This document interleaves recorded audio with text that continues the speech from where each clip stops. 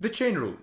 Yes, the chain rule. Something we've heard of a billion times, and something we're probably bored of at this point. But I'm here with a twist. A twist in its proof. A different kind of proof. Which I think is superior to the proof that we usually see, which consists of just algebraic manipulations around limits to end up with the formula of the chain rule we know.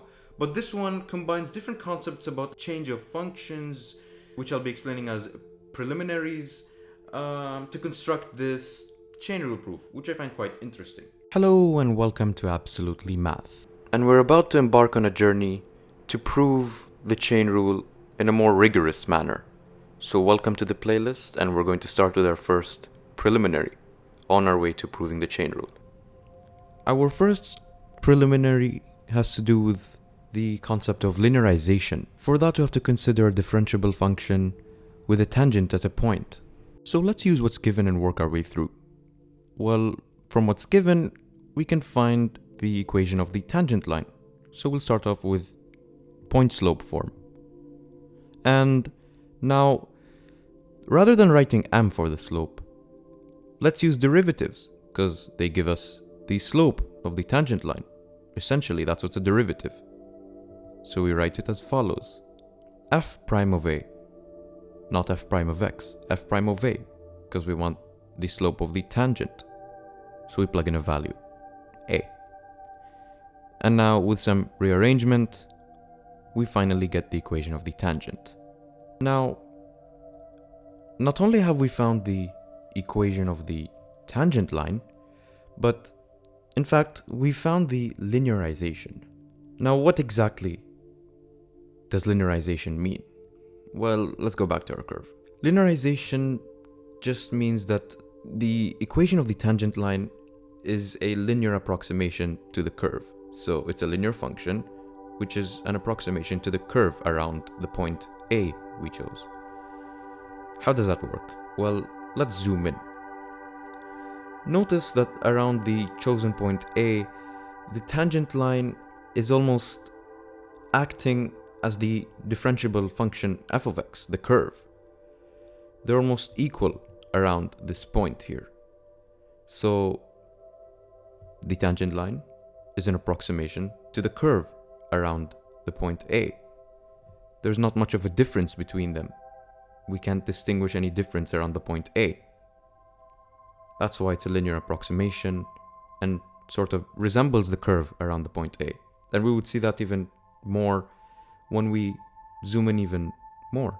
And so we can define the linearization of a function as a function L of x, which is equal to the equation of the tangent line. So linearization basically means an approximation to the curve using a linear function, the tangent line, of any function, a differentiable function, at any point x is equal to a. Now consider the following example.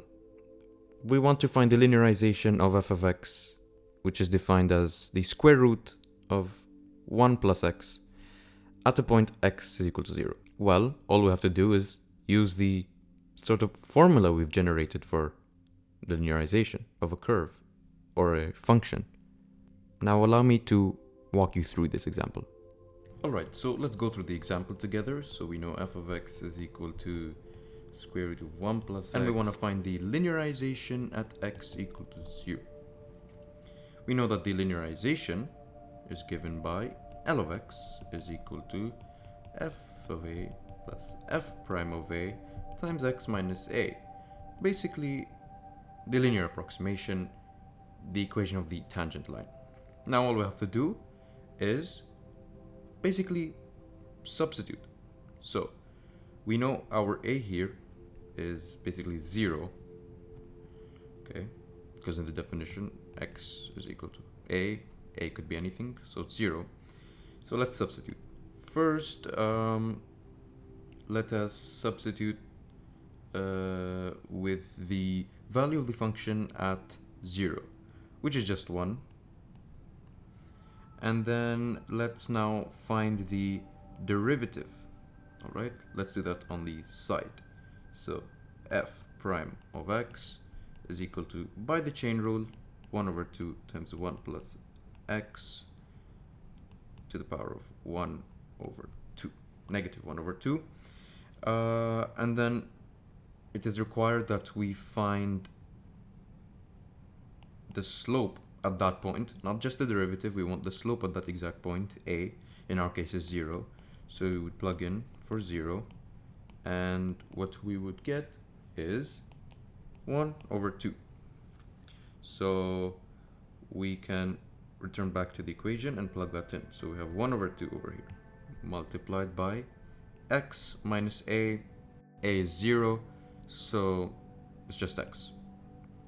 And so we have found our equation of the tangent line, basically our linear approximation, our linearization at the point x is equal to 0. Now let's look at this graphically. Alright, so we have the graph of both the function and its linearization, its tangent line, its linear approximation. Here once again confirms that this is a linear approximation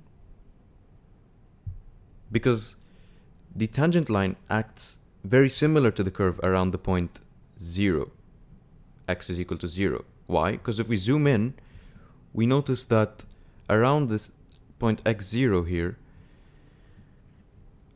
the tangent line is quite equal to the curve. We can't distinguish between the two. They act very similar. And that is why it's its linear approximation. Notice here that we have not only found a linearization, but this is sort of a simplified version of this function.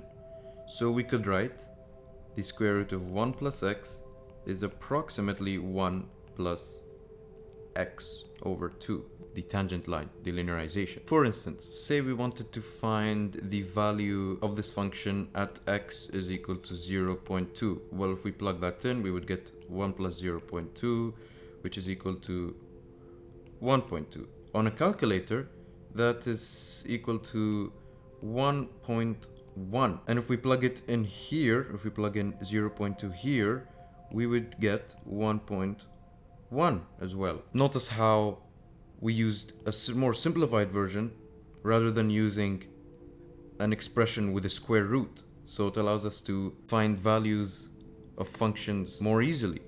Well, yes, there is some uncertainty because this is precisely 1.0954 and so on, but to two significant figures, they are quite accurate.